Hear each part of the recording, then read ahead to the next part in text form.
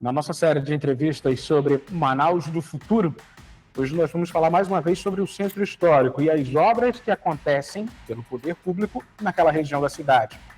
Para falar sobre isso, está aqui comigo Carlos Valente, engenheiro e diretor-presidente do IMPLURB, o Instituto Municipal de Planejamento Urbano. Presidente, seja bem-vindo. Obrigado por atender nosso convite. Ok, é um prazer, uma honra estar conversando com vocês e com toda a população do Amazonas, de Manaus, para explicar os projetos da Prefeitura de Manaus, determinados pelo prefeito Davi Almeida. O centro ficou muito tempo parado, né? É uma região que tem uma estrutura, muitos engenheiros e arquitetos mencionam isso, uma estrutura quase que completa para você ter moradias, porque tem rede de esgoto, você tem uma quantidade de linhas de ônibus absurda passando por ali, ou seja, você tem o transporte público, você tem unidades de saúde. Faltava investimentos. Nós estivemos em março, conjunto com o Secretário Nacional de Habitação, defendendo exatamente esse eixo. O centro de Manaus, como qualquer centro urbano deteriorado, ele tem que ter um indicador fundamental, que é a habitação. Nós temos que viabilizar habitações no centro de Manaus. E fico muito feliz quando eu vejo o presidente da República, o governador do estado, e se coadunando também com alguns projetos que já temos aqui na Prefeitura de Manaus, defendendo essa tese e focalizando que é importante ocupar os espaços urbanos com habitação de interesse social, substancialmente com o programa Minha Casa Minha Vida. Essa semana a gente já viu anúncios de obras em prédios que estão subutilizados ou até fechados, com potencial de serem transformados em habitações de interesse social. Há 2 semanas atrás, conversando com o secretário estadual, ele me perguntou da possibilidade de transformar alguns prédios que eram hotéis que estão desativados em habitação de interesse social. Nós estamos preparando um seminário exatamente entre o IMPLURB e esses entes governamentais, para que a gente alinhe uma solução muito rápida possível, e a gente já tem alguns caminhos legais para viabilizar esses retrofits, como a linguagem arquitetônica fala, e reabilitação de imóveis, não só históricos, mas imóveis que têm um significado econômico, que estão abandonados ou com subutilização, como é o prédio, por exemplo, do IAPTEC, da Receita Federal, alguns hotéis no centro que estão fechados, que podem, em um curto espaço de tempo, se transformar em habitações de interesse social. Nosso estudo, nós temos um estudo que aponta para mais ou menos 4.000 habitações no centro, que poderiam ser feitas num espaço de 2 a 3 anos. O senhor está falando de uma necessidade histórica, que é o déficit habitacional. O senhor está falando num tema que ganhou muita força no período da chuva, agora recentemente. A gente precisa de imóveis como esse. E o prédio do IAPTEC, uma vez que o senhor falou sobre ele, é preciso lembrar do começo da sua história, que foi de moradia, né? Assim, a história do centro, vou dar um spoiler, eu estou escrevendo um livro que eu começo exatamente com o êxodo habitacional do centro. Esse é o nosso problema hoje, né? E a gente está avançando nessa temática, estou pedindo ajuda de uma pessoa, de um historiador e de uma outra pessoa dentro das ciências humanas, para a gente fazer um diagnóstico. Não precisa ser o diagnóstico, mas um diagnóstico de como houve o esvaziamento habitacional no centro. E o que a gente pode oferecer para que isso se reverta em benefício. Ou seja, a gente tem um problema? Tem. Mas esse é um problema bom, porque a gente pode potencializar, como eu falei, 4.000 habitações no centro em um espaço de 2 a 3 anos. E isso com um custo menor e com impacto substancialmente menor, sem terraplenagem, sem supressão vegetal, ou seja, potencializando uma série de serviços que voltariam para o centro. Ou seja, é um problema hoje, mas é uma grande oportunidade de se dar uma nova tratativa, levando habitações para o centro.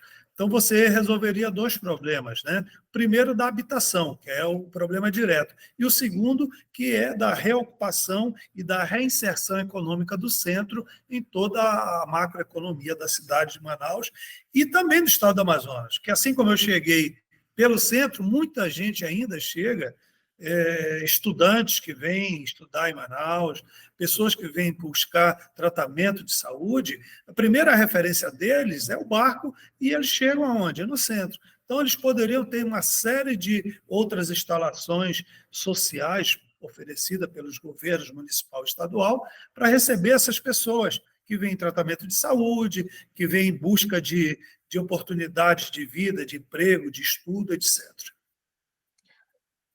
Presidente, o centro histórico, é óbvio, tem um contexto histórico, um fator emocional até para quem é amazonense, para quem é manauara.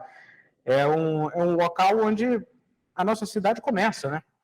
Hoje, a prefeitura, o poder municipal, tem obras dedicadas naquela região da cidade. Como estão as intervenções do programa Nosso Centro? O senhor pode atualizar para a gente? Assim, eu sou de Parintins, eu cheguei em Manaus dia 28 de junho de 74, na Escadaria das Farinhas. Esse local não existe mais, nem vai voltar a existir. Mas eu tenho minha ligação muito forte com o centro de Manaus. E assim, como estudante, pesquisador e engenheiro comprometido com a cidade de Manaus, a gente propôs ao prefeito Davi Almeida, então candidato, uma série de propostas. Essas propostas foram consolidadas num plano chamado Nosso Centro. E as primeiras obras desse plano chamado Nosso Centro, provavelmente estaremos entregando, o prefeito estará entregando a cidade de Manaus em dezembro, dia 23 de dezembro. Em que consiste esse primeiro projeto, essa primeira entrega? Ela consiste basicamente em 4 ações. A primeira ação delas é o Mirante Lúcio Almeida, que fica onde era o antigo prédio da Seletra Amazon, depois passou a ser da CEAM, onde partiam as balsas com diesel para abastecer as termoelétricas do interior. Então, era o órgão que cuidava das usinas de luz no interior. Isso era anos 70, era o início desse processo. Esse Tanto que era projeto chamada de Porto da CEAM, né? era exatamente isso. Então, hoje, esse processo, a gente desapropriou esse projeto, essa edificação, entre aspas, descascamos essa edificação, fizemos o reforço estrutural e agora estamos na fase de consolidação dos pavimentos. Emenda de lajes, algumas coisas ainda, e finalizam a estrutura da edificação.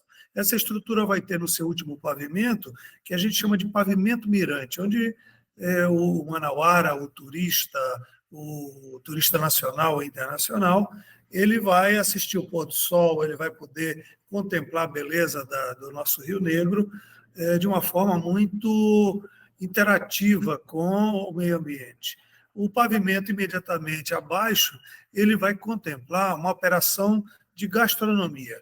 São 2 restaurantes e 3 ou 4 quiosques para fazer tapiocaria, uma tacacaria, sorveteria, enfim, operações complementares a esses 2 restaurantes.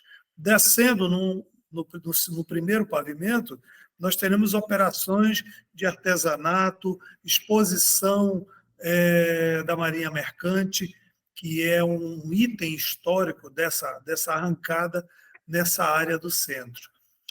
E na parte térreo é como se fosse uma praça coberta que se une ao Largo de São Vicente. Então, o largo é uma outra etapa do projeto que visa a integração e a possibilidade, digamos, a segmentação para proteger os pedestres, transeuntes, crianças, idosos, para eles circularem muito à vontade, como é, por exemplo, hoje no Largo de São Sebastião.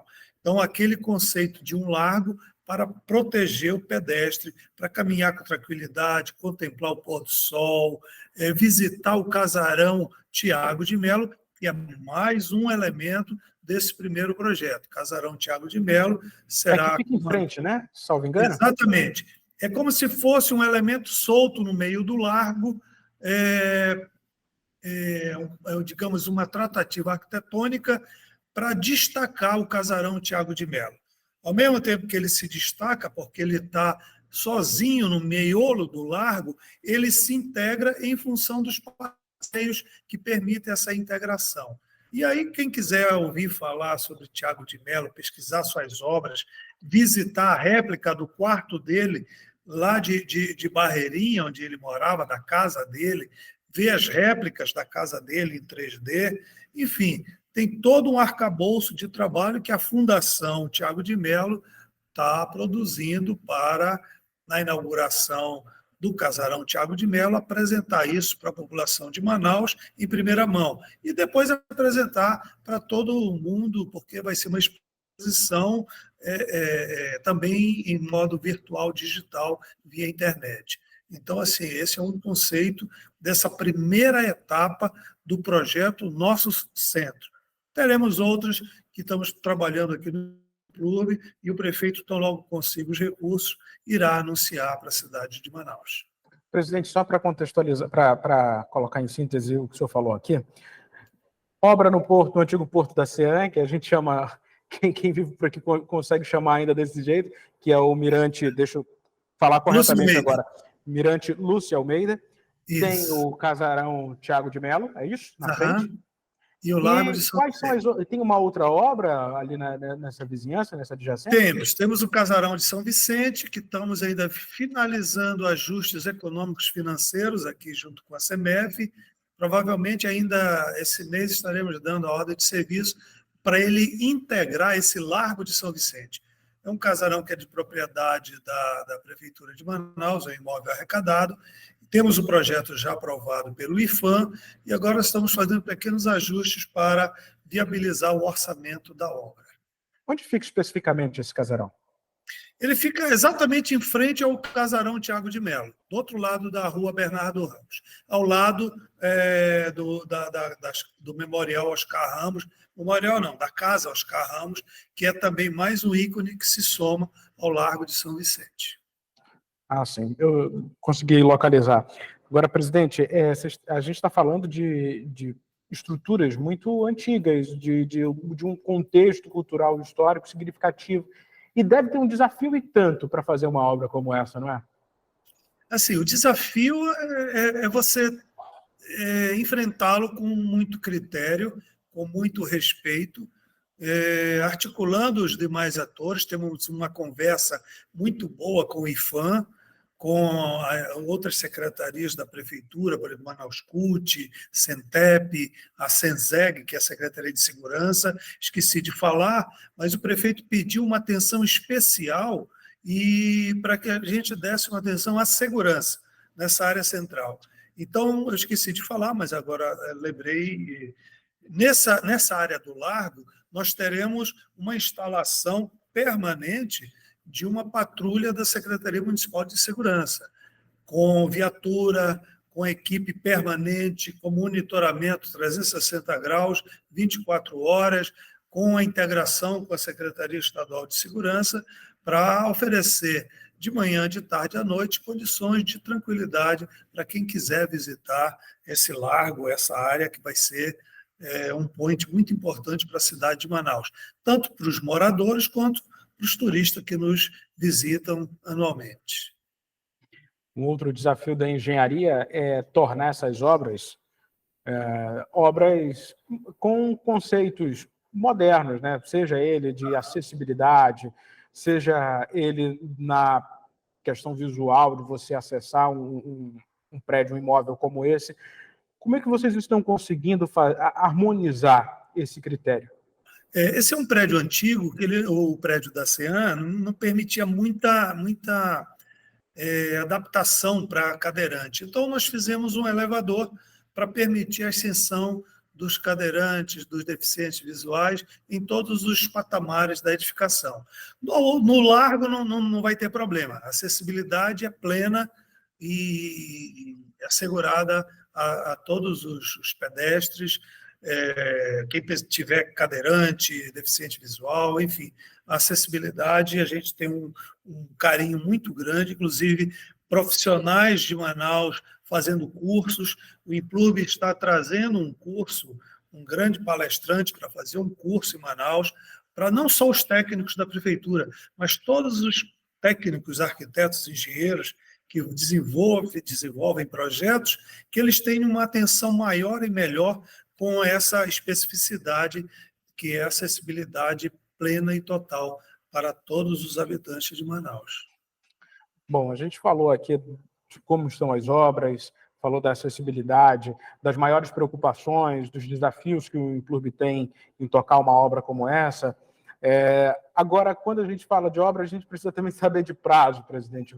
Quando esses primeiros imóveis que estão sendo revitalizados, como o Mirante Lúcia Almeida, Casarão Tiago de Mello, outra casa que será uma obra em breve startada, ficarão prontas? O prefeito já me cobrou e a gente tem anunciado que essas obras serão entregues à cidade de Manaus no dia 23 de dezembro. É importante destacar que um dos elementos desta obra, que é um pier de atracação, exatamente para que o turista chegue por esse pier, contemple toda a beleza do rio, depois faça a degustação, compre seu artesanato, tire a sua foto, faça seu Instagram, enfim, possa curtir o largo. Essa instalação do pier só será possível na próxima enchente, porque, ao contrário do que algumas pessoas pensam, uma estrutura naval de um pier, ela é montada quando o rio está cheio, porque eu tenho que levar tudo dentro de uma balsa e ir montando essas peças do rio, não é da terra. Então, eu só vou poder montar isso na próxima enchente, provavelmente abril a maio do ano que vem. Mas a parte da terra será entregue dia 23 de dezembro, uma grande festa para a cidade de Manaus, e como o prefeito Davi Almeida tem falado, vai ser um presente da Prefeitura de Manaus para a cidade de Manaus nesse Natal. Os dois primeiros prédios, o senhor menciona, né? Porque esse outro ainda vai entrar em obra, correto? Não, a gente está tentando viabilizar o terceiro também. Que bom. A gente está correndo aqui para entregar tudo. Esperamos que seja possível, mas se não for em janeiro, fevereiro, o Casarão de São Vicente, que é esse prédio que vai entrar no pacote, vamos dizer assim, ele será entregue.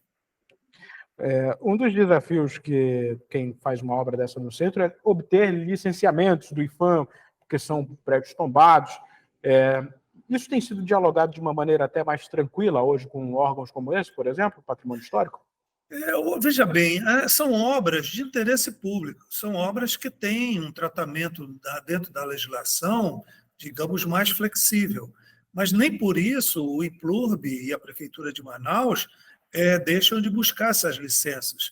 Então, nós temos, o primeiro passo que a gente avança é no licenciamento junto ao IPHAN, em pleno respeito à legislação de proteção do patrimônio histórico do centro da cidade de Manaus. Sem deixar de falar que o próprio Implurb também tem a sua gerência de patrimônio histórico, que também licencia os imóveis que são declarados de interesse da cidade de Manaus como referências históricas. Então, o Implurb faz a sua análise interna, posteriormente encaminha ao IPHAN, abre-se uma discussão técnica e chega-se a um denominador comum e o IPHAN emite a licença. Então, todos esses projetos que estamos realizando no centro, assim como outros que virão, nós submetemos ao IPHAN para a sua análise e apreciação e a sua aprovação. A semana passada, obtivemos a licença de instalação de algumas obras, de alguns projetos também do Implurb, e fazemos todos os licenciamentos. O próprio Implurb analisa e licencia tanto as obras do Implurb como outras obras da Prefeitura de Manaus. Esse é um exemplo para cidadão e para todos os moradores de Manaus, sinalizando que é importante o licenciamento. Então, nós não nos beneficiamos de certas flexibilizações. A gente procura fazer tudo que a gente exige para os terceiros, a gente também procura fazer aqui. Lembrando que sempre as obras da Prefeitura de Manaus são de interesse público e devem dentro desse princípio de interesse público, ter certas flexibilizações. Mas essas flexibilizações, elas têm um arcabouço e um limite legal que são respeitados pela Prefeitura de Manaus. Presidente, eu quero lhe agradecer. Obrigado mesmo por essa entrevista aqui no Real Time. Obrigado pelo spoiler, porque a gente precisa ter acesso a esse livro assim que ele ficar pronto, hein? Quando eu for lançar o livro, eu vou pedir o apoio de vocês para a gente anunciar e disponibilizar. É um livro, será um livro para consulta e para consulta mesmo dos estudantes, das pessoas que gostam da cidade de Manaus. É isso. Muito obrigado. Obrigado mesmo pela sua entrevista. Grande abraço. Vou pedir para o professor ficar na tela um instante, enquanto eu me despeço aqui do nosso internauta. Okay. A você, muito obrigado. Curta, comente, compartilhe essa entrevista. Pode ser no seu grupo de WhatsApp. E olha só, inscreva-se em nosso canal no YouTube, é o Real Time Play, e também em nossas redes sociais. Até mais.